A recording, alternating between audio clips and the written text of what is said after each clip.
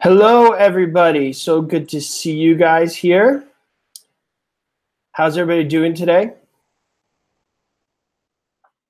If you can hear me, give me a thumbs up and let's get going. Who can give me a thumbs up?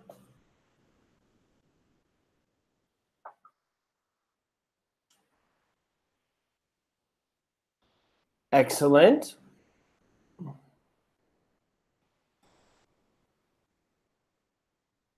All right. Before I begin, I just want to let everybody know Wednesday, I'm going to be doing another webinar on how to do things to get your career going before you pass. I spoke about last week. I'm not sure if any of you guys were there last week, but I always say it's really important we have the goal in mind. The goal is not to pass the exam. The goal is to sell real estate. So this exam is just a minor obstacle of many that's on the way to do that. So I want everybody to have in mind that you're going to pass, and therefore we should be doing things to be ready to sell real estate that we could do even before we pass. Okay? So on Wednesday, I'm going to go over some more of those things. Who was there last week? Was any of you guys there last week? All right. It's important because I really want you guys to do well. I don't want you guys to just pass. I want you guys to make money, be successful, and do all those great things. So I'm really trying to put some stuff together to help you guys achieve that. The other thing is if you guys do pass, got a lot of requests for people to do videos with people who've passed. So after you pass, let me know. I'll do a video with you. You could explain your experience in passing the exam, share with those who are studying, things that helped you, things that surprised you. Hopefully it'll help others. And also it's a great way to launch your career, get your name out there after you pass. Would any of you guys be interested in that? Any of you guys interested in doing a video after you pass?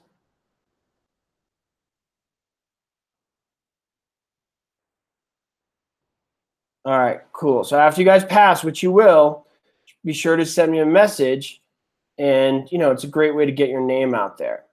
And one of the things I'll teach you guys is getting your name out there on YouTube will actually help you with Google search engines, which could help you get more notice in your community.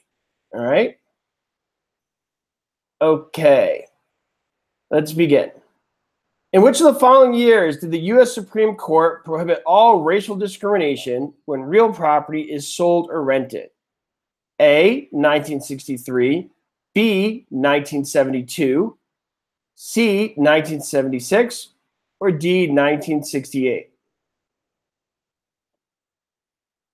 Okay, and the answer is D, 1968. Everybody make a promise to me right now, all right? Promise me that no matter what happens on your exam, no matter what the question says, you will circle 1968. Everybody promise? I don't care if it asks you what your birthday is. I don't care if it asks you how many kids you have. I don't care if they ask you what year is it now. If there's an option that says 1968, you guys will circle it. Promise? And after you guys circle 1968, you're going to turn around and look at everybody else, be like, huh, Joe's the best. Great guy. Even if it says accept, you guys got to trust me that on your exams, it'll say 1968. They're not going to have the word accept. I want to give you guys, teach you all this material, and I want you guys to understand everything. But sometimes we're just going to go with pass now, learn later. What do you guys think? So just trust me on this one. 1968 is the rule of thumb. All right? So if I ask you guys, what year did the caveman walk on Earth? What year would you circle? If I said, like, what year did cavemen start to paint things on walls? Good, 1968. Why? I don't know why. I just know that's the answer. I want my real estate license. That's all I know.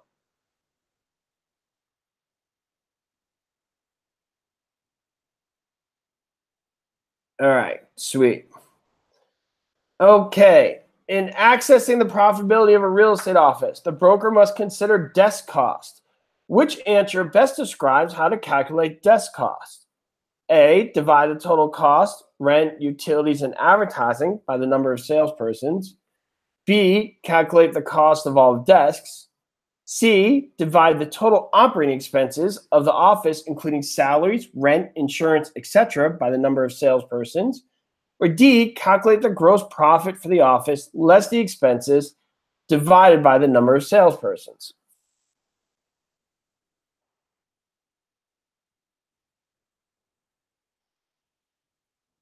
And the answer is C. It's the total number of expenses divided by the number of salesperson. That's just one of those memory ones you got to know.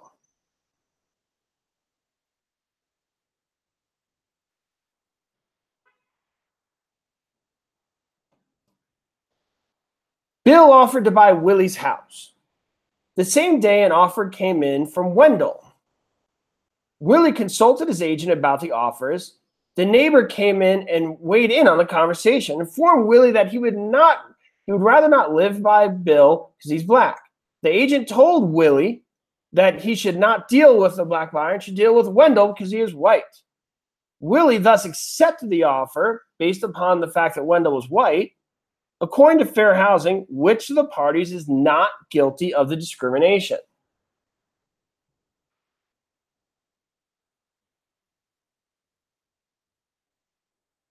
What do you guys think? And the answer here is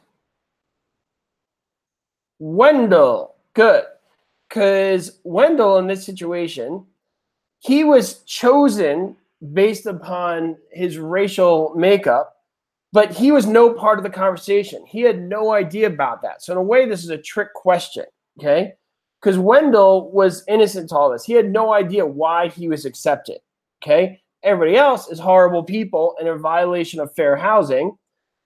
Fair housing, which in what year did that come to be? What year did fair housing come to be? Who knows? What year? 1968. Good. I'd be so sad if you guys got that wrong. I would cry. A broker holds a valid listing on a property, placed a classified ad for the property containing only the following quote: for sale, 3-bedroom, 2-bathroom home with swimming pool, asking price $165,000, telephone 555-9276.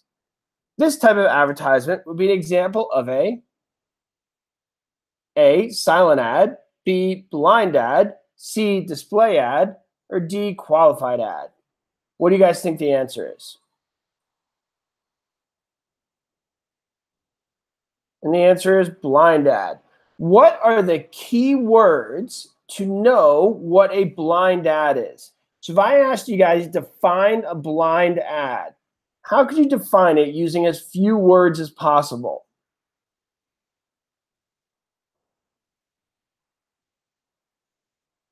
No broker name. Good. No broker name. Excellent.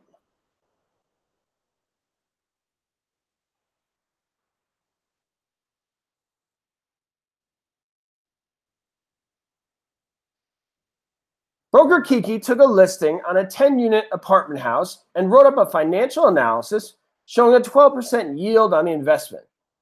In the analysis, Kiki did not allow for vacancy factor, maintenance, expenses, or reserves for replacement of furniture and equipment. Kiki showed this analysis to Bubba, who bought the property. Which of the following describes the above as a possible violation of real estate law? A, misrepresentation. B, acting for more than one party in a transaction without consent of all parties.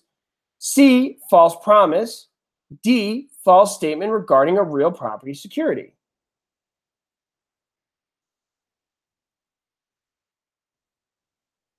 And the answer is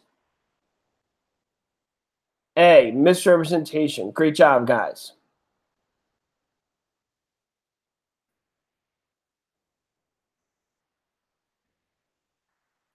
Do we have any bilingual people here today? It's a huge asset when you guys are selling real estate. Even if you don't deal with people who speak other languages, you just look smarter. I mean, how many people can agree when you meet somebody and they're like, I speak 4 languages. You're like, I don't know anything about them, but I think they're smart. If they're just like, I speak like German, Spanish, Japanese, and English, you're just like, oh man, they're so smart. Am I the only one on that? That's why I always learn to introduce myself and say hello in every language. So people think I speak a lot of languages, but really I just learned a few words. Okay, here we go. Harry Glass has been burning leaves on his front lawn. His neighbors have filed a lawsuit and received a court order ordering Mr. Glass to stop burning the leaves. That court order would be called A, an injunction, B, a writ of habeas corpus, C, a variance, D, a lease pendens. Okay, it looks like everybody's getting this right and clicking on injunction. So before I click the answer, I would like you guys to define an injunction using as few words as possible. Please define an injunction using as few words as possible.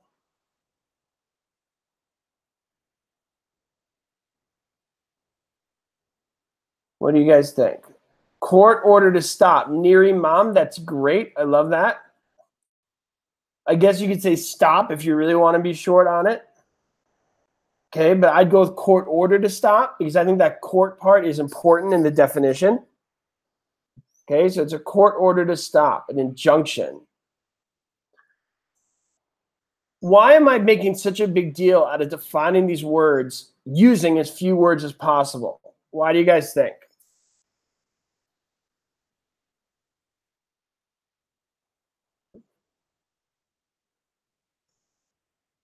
It's a memory technique because if you guys try to remember the bigger concept, it can be very complicated. You need these trigger words, these few words. And I say this a lot. People have so much trouble with these long word problems. And I say, that's fine. You know, those could be difficult. But what's your excuse for the short vocabulary? If you're smart or not that bright, if you're a good student or a bad student, everybody can learn vocabulary. That's just a matter of effort, right? For me, it's difficult reading these long word problems. I'm just not good at it. It's never been something I've had a lot of success with. So when I studied for the exam, I said, well, I'm going to have trouble with that. I better make sure I know my vocabulary because there's no excuses there. That's just memorization. Right, guys? When a broker hires a salesperson under a valid independent contract agreement, which of the following is correct? Any unlicensed assistant of the salesperson must be an employee of the broker. B, broker may set the salesperson's office and assign floor time. C, broker may be held liable for the salesperson's conduct in the real estate transaction. Or D, broker must pay state unemployment insurance premiums for the salesperson.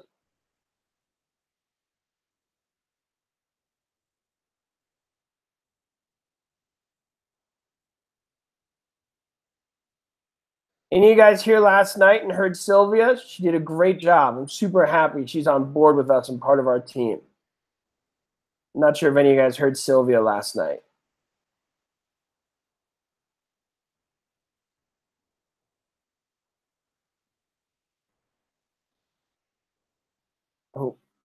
Okay, and because she's here, we're going to be able to offer different times.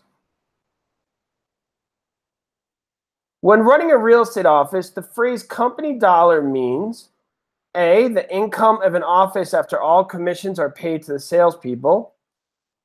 B, the income after salaries are paid to others. C, the net income of the broker after all expenses are subtracted. Or D, the money the company initially invested to open the office.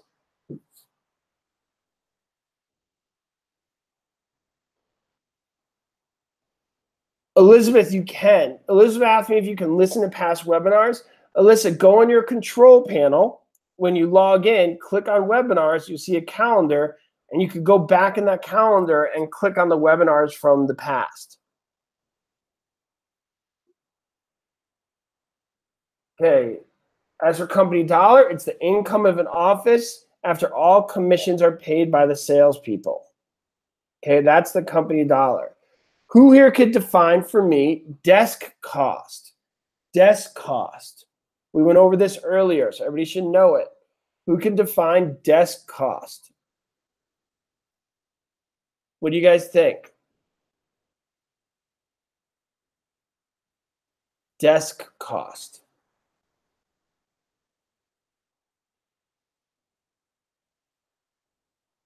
Oh, come on, guys. We did this before. Desk cost is your expenses, all of your expenses divided by the number of salespeople. It's all your expenses divided by the number of salespeople. It's a way for people running the office to calculate how much it costs per desk, but they're not literally talking about the desk. I want everybody clear about that. They're talking about the number of salespeople. Okay, the desk is just kind of like a what's the word I'm looking for? It's like a symbol of the salespeople. It's a better word, but I just can't think of it now.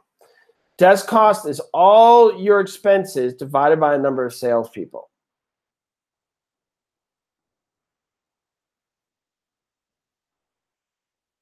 Okay.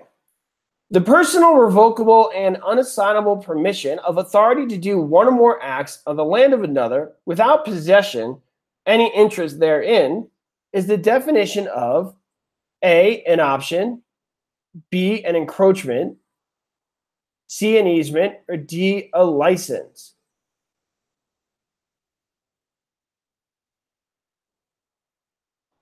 Don't worry about it, Susan. You'll get there.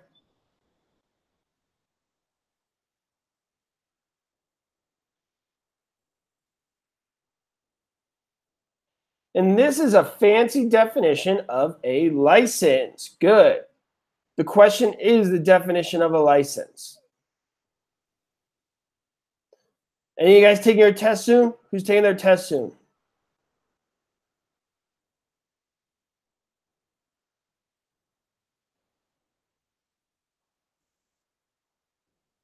Oh, Crystal is. Kat. Everybody wish them luck. Go get them, Crystal. Go get them, Kat. We're all behind you. Hoping you do well. Good luck. Okay, Elizabeth. Good. Okay, here we go. Agent Ruthie Jones was driving her client towards a property. In the car, she realized he was Jewish, at which time she immediately did a U-turn, took him to a place that she believed Jews lived. This would be an example of A, steering, B, blockbusting, C, steering and illegal conduct, or D, illegal conduct.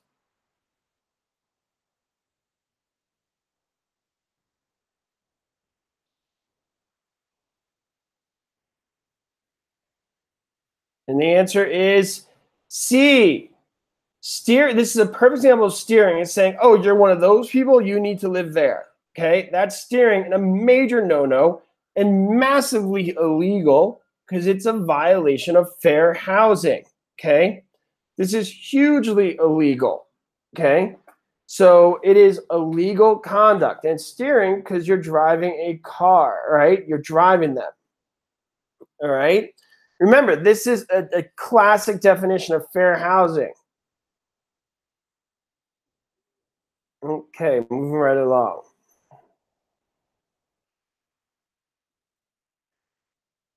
Ms. Chung received a loan application from her lender that asked her specifically her marital status and ethnic background.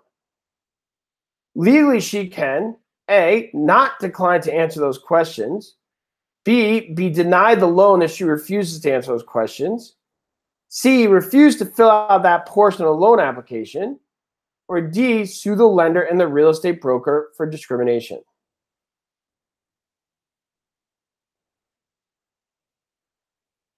Okay, and the answer is C. I got asked to explain the difference between the two things. I think what I was being asked about is difference between steering and illegal conduct. Is that correct? Somebody who asked me that question, the chat went by quickly.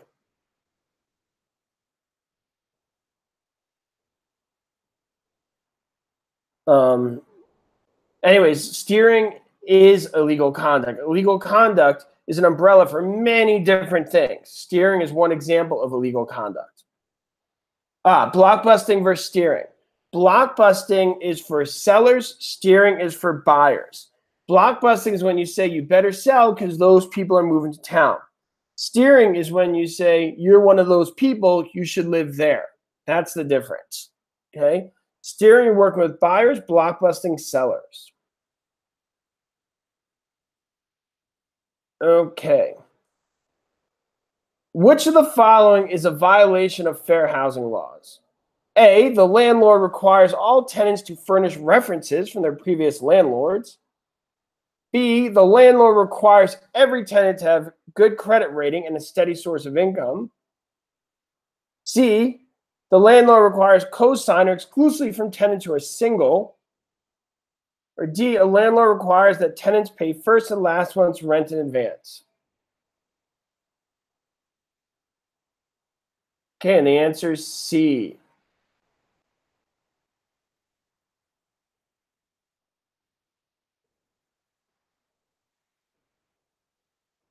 An agent prospective purchaser asks to be shown homes but does not specify he wants to see homes located in a neighborhood where there are no agents. How should a licensee decide what properties to show him? A, the licensee could assume the prospective buyer is not interested in such homes. B, the licensee does not need to provide service for the prospect at all. C, the licensee may select homes for showing as he would for any other prospect. D, the licensee has no obligation to show homes in non-Asian neighborhoods to the prospect.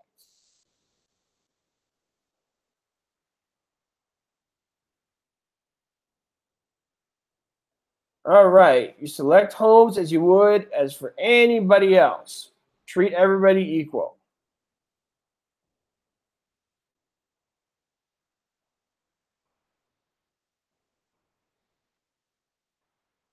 Which of the following acts requires public accommodations to be made accessible to all people? A, the Federal Depository Insurance Act. B, the American with Disabilities Act. C, the Labor Standards Act. Or D, the Fair Housing Accommodations Act.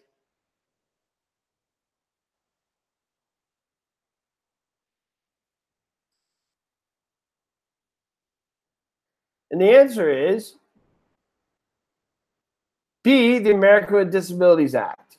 That is an amendment to fair housing. So we talk about fair housing. The American with Disabilities Act was in addition to that.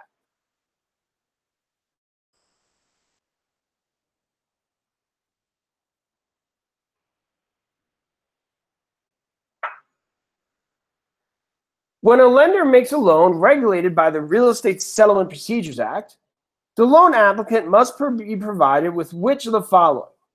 A, a bill of sale. B, a good faith estimate. C, forms for applying for the homeowner's exemption. D, an application for private mortgage insurance.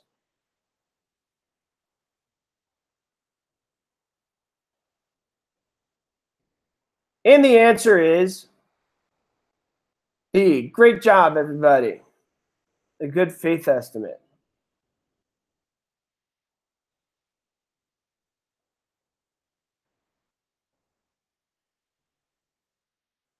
Moving right along.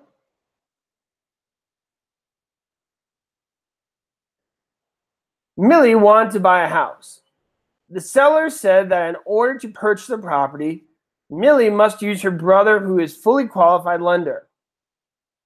At which time the broker of the transaction told the seller that the only way that Millie is buying the house if she used their in-house lender.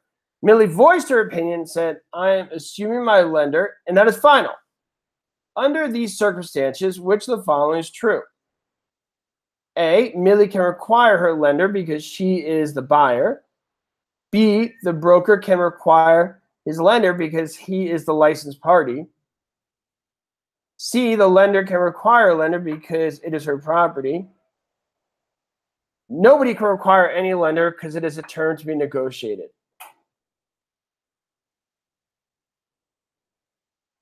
Okay, is Regulation Z. Repeat that question. Somebody asked about Regulation Z. I want to see it again. Sorry, the chat went a little bit quick. And the answer is Millie can require her lender because she is the buyer. Millie. How many of you guys, the moment you heard the name Millie, immediately in your head, you started to hear, girl, you know it's true. Good girl. Ooh, ooh, ooh. Love you. Doo, doo, doo, doo, doo. Am I the only one who got that stuck in my head the moment I heard the word Millie? If you do, you just showed your age.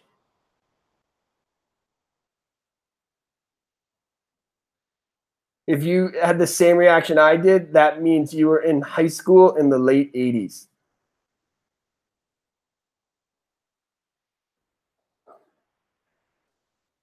Okay. If a deed has restrictive covenant, which prohibits the sale of the property to persons of particular race that the covenant will. Oh, Neri Mom says, can you explain the difference between the Regulation Z, TILA, and Sherman antitrust law? Are they the same? They're not the same. Sherman antitrust law. Well, let's see if you guys can help me out. Before I go to this question, let's do this together to help her out. First of all, who could tell me what is the Sherman antitrust law?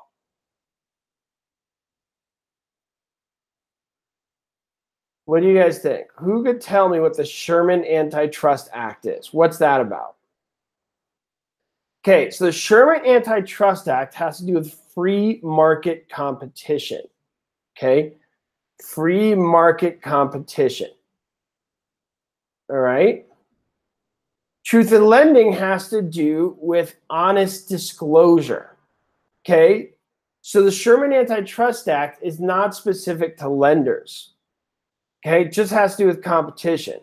Truth in lending means that when you get a loan, all the details must be disclosed, and that's why they use that APR. It's an easier way to disclose what you're paying. Okay, I hope that helped. Do you guys know what the APR is? It stands for annual percentage rate. What is that? What is the annual percentage rate all about? And you guys know?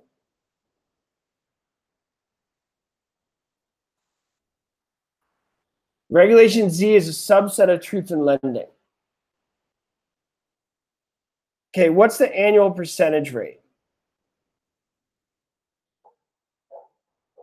So Crystal says truth in lending all about the APR. It's not all about the APR, but the APR is a big point because it's the cost of credit expressed as percentage term. Linda Perryman said it perfectly. Great job, Linda. Okay, let's move on to the next question. If a deed has restrictive covenant which prohibits the sale of the property of a person of particular race, that covenant will A, invalidate the covenant, B, have no effect on the covenant, but the covenant will be unenforceable, C, provide the grantor power to enforce the covenant, or D, provide the grantee the power to void the conveyance. And the answer is B. Looks like you guys got that right. It has no effect on the conveyance. You cannot have things like that affect anything. They're a violation of fair housing. It's completely unenforceable, things of that nature.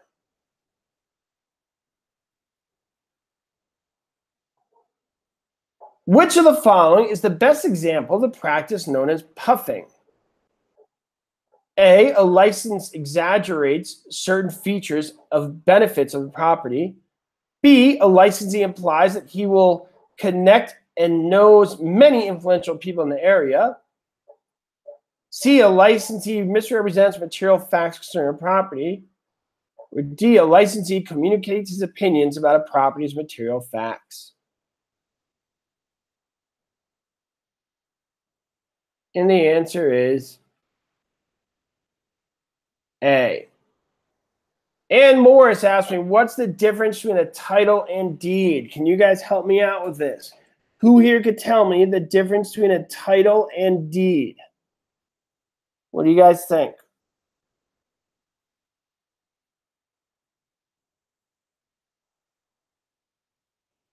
And Laura, I do see how they're similar, but you got to go with the most correct answer and things like that.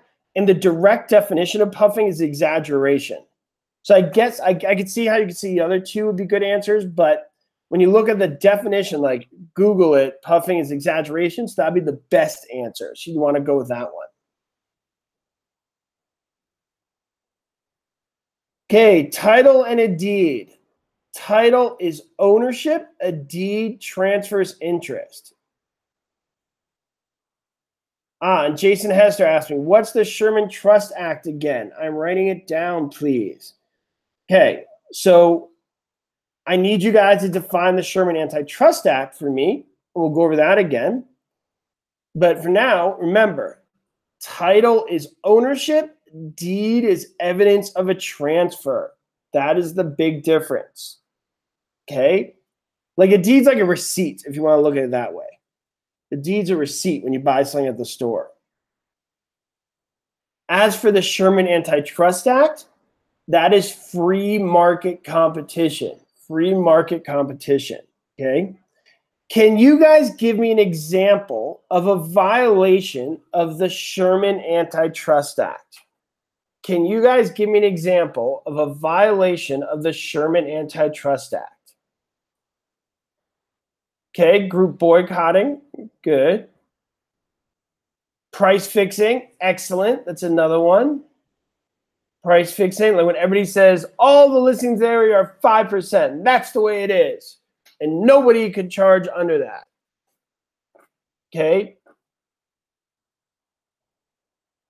Ann said, why do they call it the Registry of Deeds? I do not know. I'd have to look that up. If anybody in the chat knows the answer to that, feel free to chime in. But that's something I'd have to look up. I'm not quite clear on that one.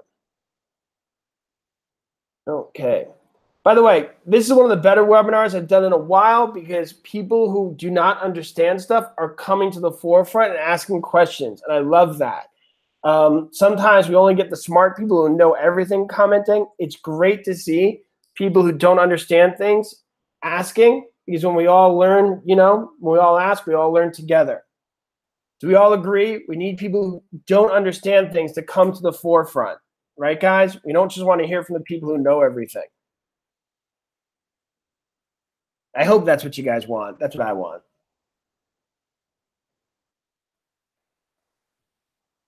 Hey, an agreement between Adam granting Bob the right to offer, sell, or distribute goods or services under a marketing plan described by Adam is known as A, a real property securities transaction, B, a franchise agreement, C, a personal securities investment, or D, a business opportunity transaction.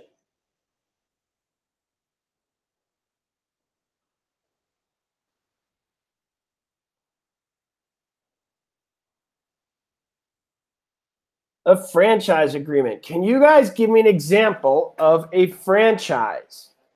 Can you guys give me an example of a franchise?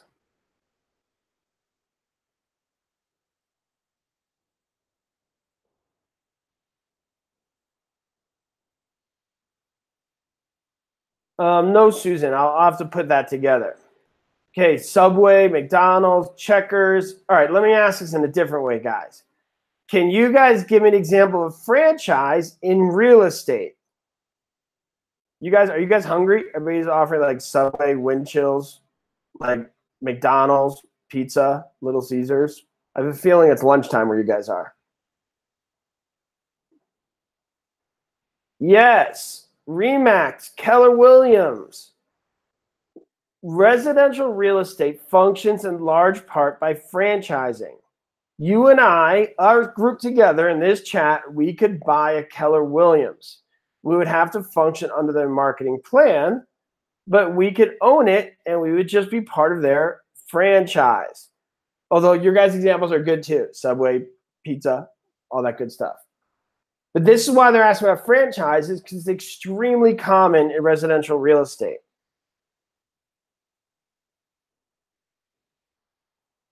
Yeah, so when you guys start practicing real estate, you'll see a lot of franchising.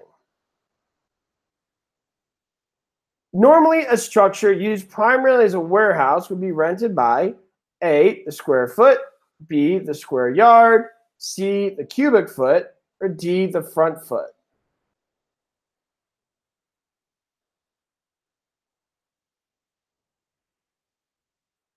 And the answer is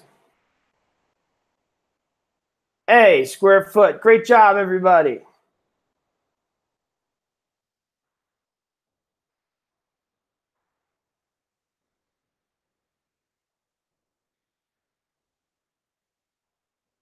When a situation is such that damages would not provide for an adequate remedy, in the case of a breach of contract, a suit for a specific performance could successfully be brought by all the following except A, the buyer of an income property, B, a licensed real estate broker acting as an agent for the principals, C, the seller of the condominium, or D, one of the principals being represented by an attorney in fact.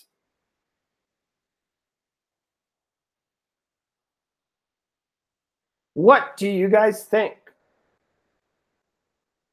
And the answer is B. A suit for a specific performance is requiring somebody to do an action. Brokers don't sue for actions. They sue for money, all right? They go for money.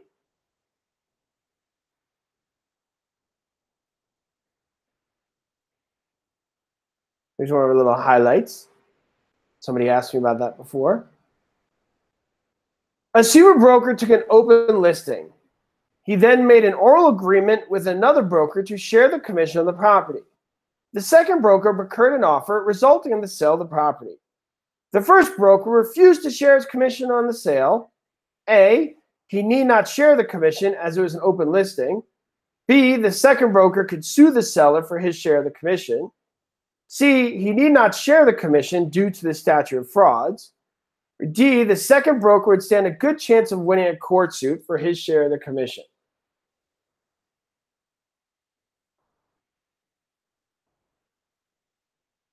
And the answer is D.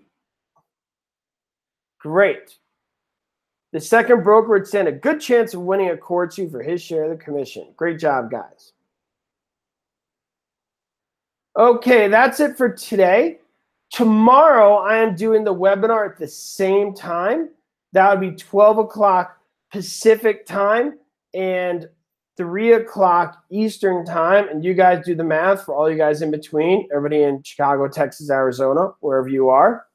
Okay, so tomorrow it's the same time. Before the webinar tomorrow, I will be doing that webinar on things you could do to get your real estate career going before you pass. All right, I believe it's before. It may be after. Anybody know? Anybody have their schedule in front of them? It's either right before or right after. Check your schedule, okay? So tomorrow I will be on the call twice. One for the real estate exam stuff and another to help you guys prepare to sell real estate. Okay, so it's before tomorrow. It's before. So then tomorrow at 11 o'clock Pacific time, I'm doing the one on how to get your career going. And 12 o'clock Pacific time, I'm doing the one that we normally do to help you pass your exam. Okay, so we got 2 of them tomorrow, and I hope to see you guys there. Okay, just check your time zone for the correct time. All right. Okay. Thanks, guys. I will talk to you soon. Am I in Cali? I'm across the world. It's the World Wide Web. I'm like mysterious internet guy. Okay, talk to you guys tomorrow. Ciao.